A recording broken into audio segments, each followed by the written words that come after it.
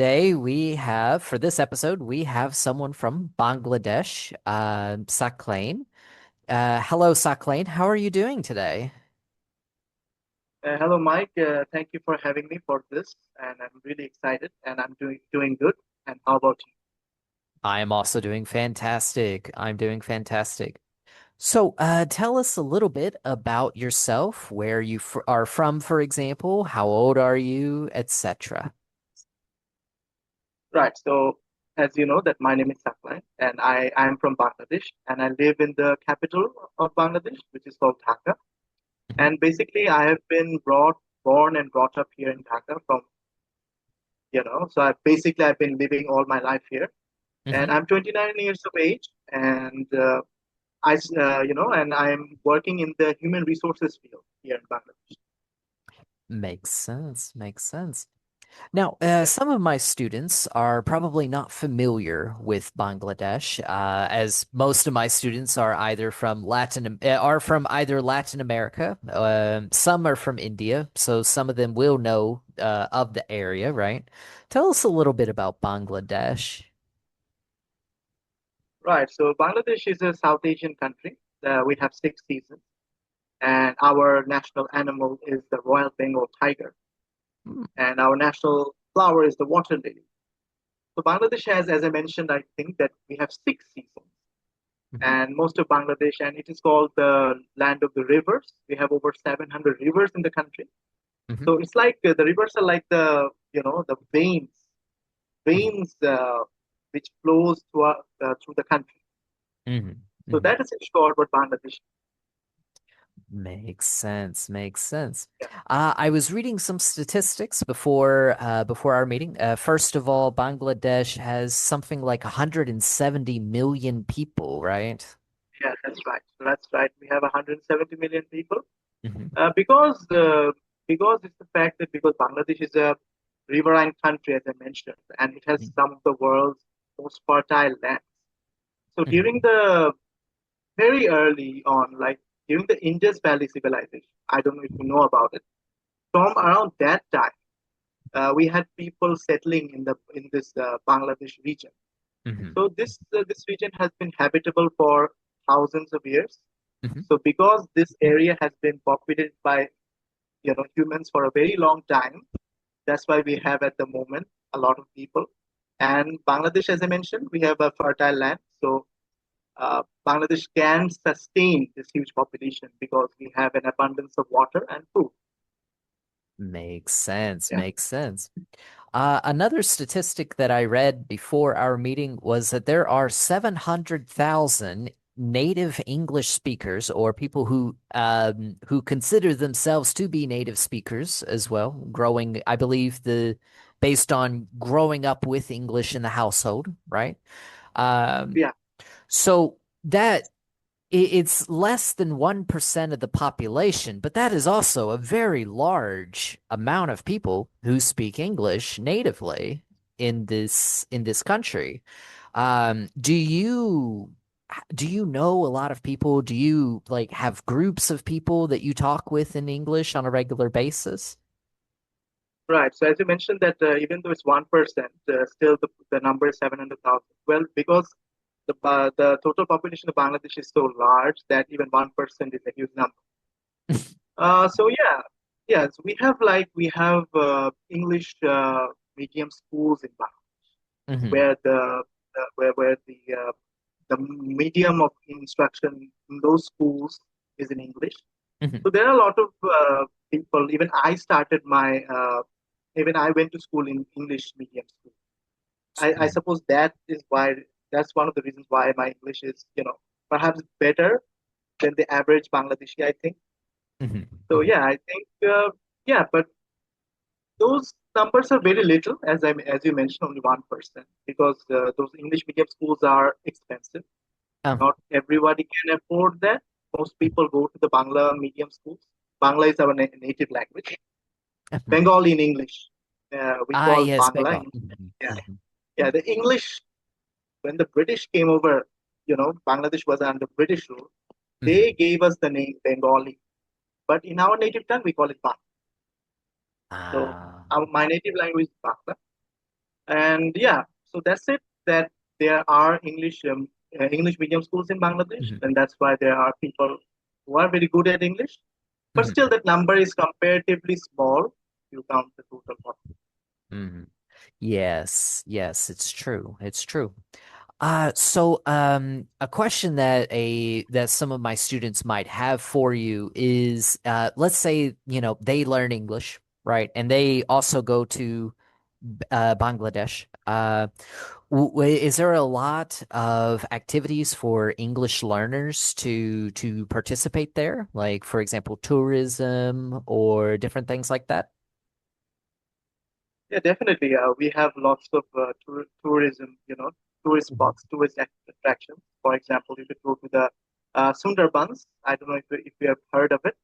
Sundarbans is the largest mangrove forest in the world, and Mm. that's where the Royal Bengal tigers live. The Sundarbans, our national animal, national animal. And Mm. also we have the Cox's Bazar, which is the longest uninterrupted beach in the world. Mhm. Mhm. So plenty of places to visit in Bangladesh. And as far as English is concerned, yeah, as I mentioned, that we have many top-notch English medium schools here in Bangladesh, from Mhm. Oxford, and then there are some other Cambridge curriculum schools there Mhm. as well. Mhm. So yeah, I think there are definitely things going on for English speakers who want to learn English and Mhm. who want to participate anything related to English speaking. Yeah. Makes sense. Makes sense. So, a question that a lot of my students have, for example, is about India and, these other countries that are obviously near Bangladesh, but are not Bangladesh as well, right? How can we differentiate the Bangladesh English speaking accent from other English accents throughout the South Asian uh, not subcontinent, but I guess South Asia, period, right? Bangladesh. Hmm. Yeah, I think India and Bangladesh, share a lot of cultural and a lot of aspects, Hmm. similarities, culture, language, religion, etc. But there are differences, of course. Hmm. For example, you could say the accent is different. As you Hmm. can hear, that I do not have that typical Indian accent. I have Indian friends, so when if I close my eyes, I can hear them. I understand immediately. This is an Indian guy speaking. Hmm. But if you close your eyes, I don't think you would be thinking that I'm speaking with an Indian accent exactly. No, Not no. exactly a Western accent, but not exactly the typical Indian accent. Hmm. Hmm. Bangladeshi accent is different than the Indian accent. It is, because we are a separate country, we have developed our own thing, obviously. Hmm. Hmm. It is kind of similar, but I don't think it's exactly similar. That's the way, Indians have a specific way of saying something. They have a Hmm. specific tone and accent, which is, the native language Hmm. very much influences the English accent you have. So India has a lot of languages, as you may know, Hmm. Hindi, Marathi, etc., etc. So their respective languages have an effect on their accent, and our language, Bengali, has an effect on our English accent. Yeah. Makes sense. Makes sense.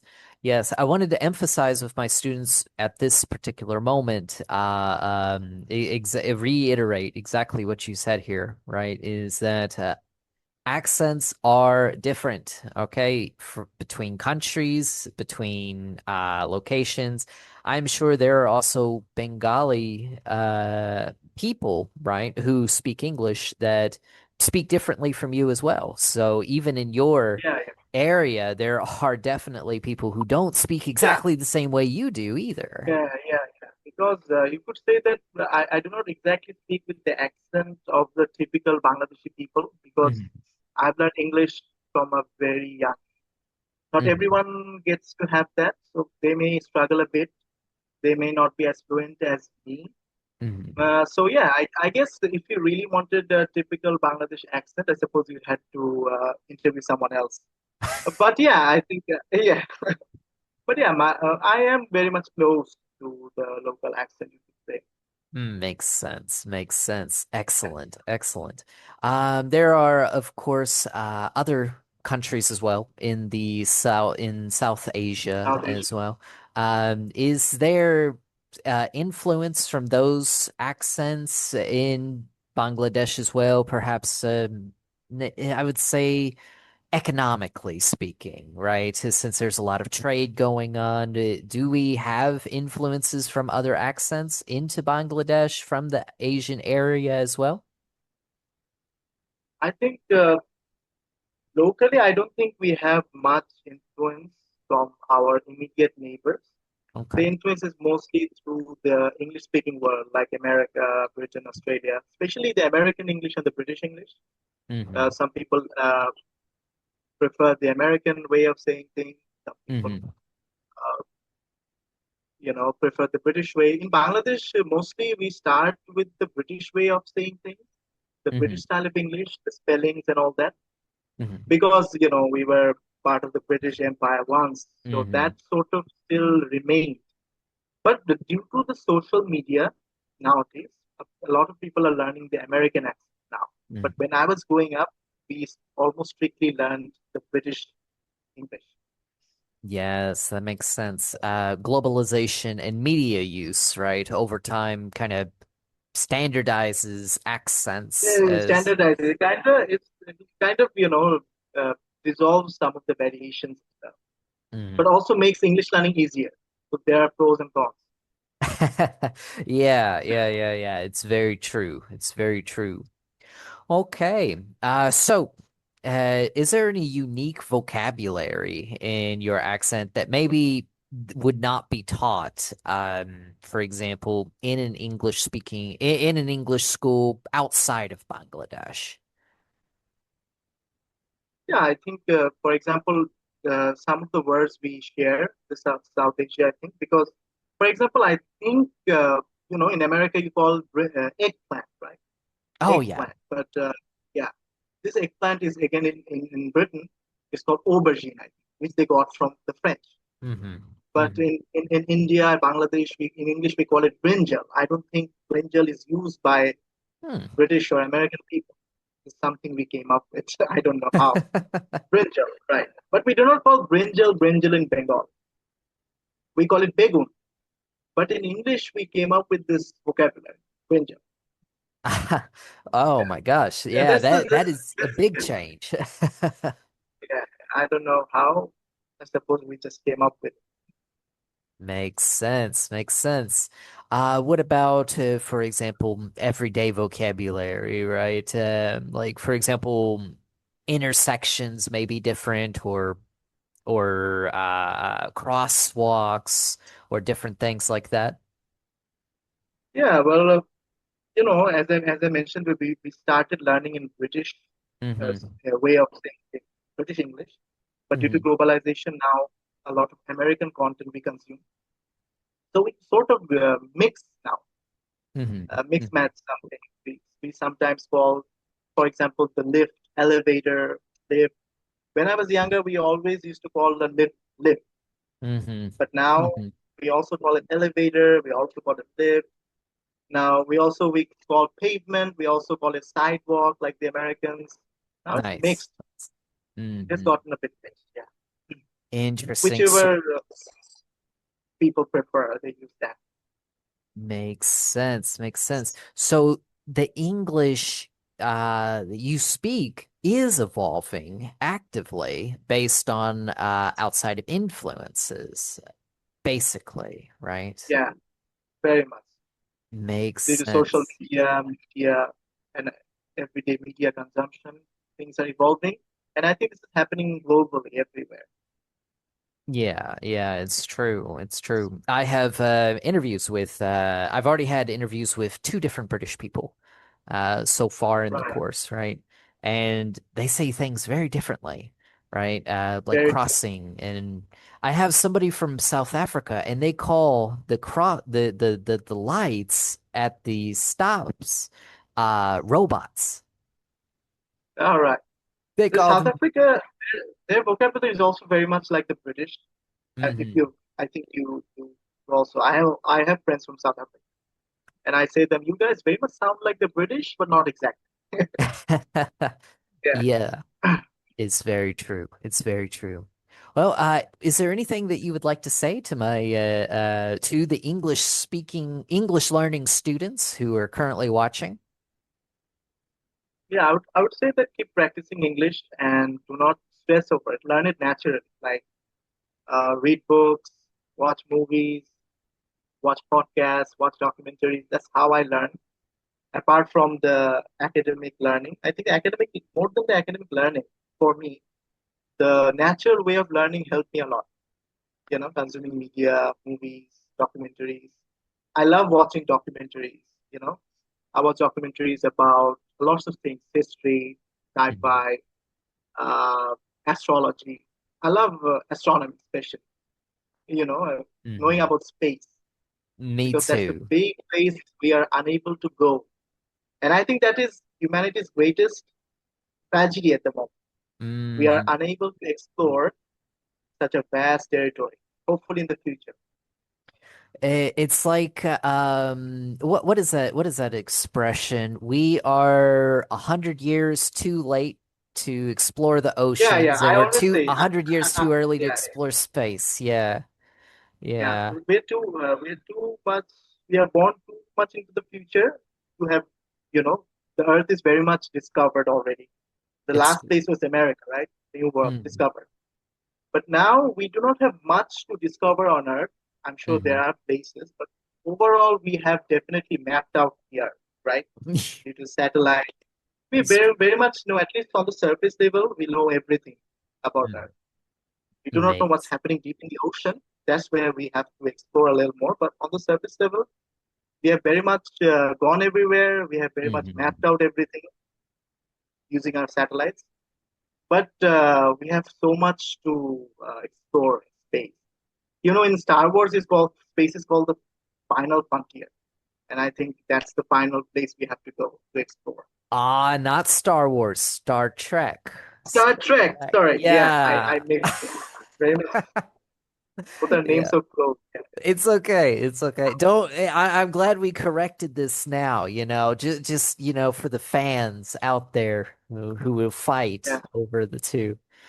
Okay, so thank you so much, Saclane. I'm going to stop recording in a second. We greatly appreciate hearing your voice, understanding more about Bangladesh and the accent that you have. We really appreciate that. I have learned a lot, and my students have learned a lot too during this. yeah. And thank you so Thank you, Mike, much. for having me. Thank you so much for having me. Thank you very much. Thank you.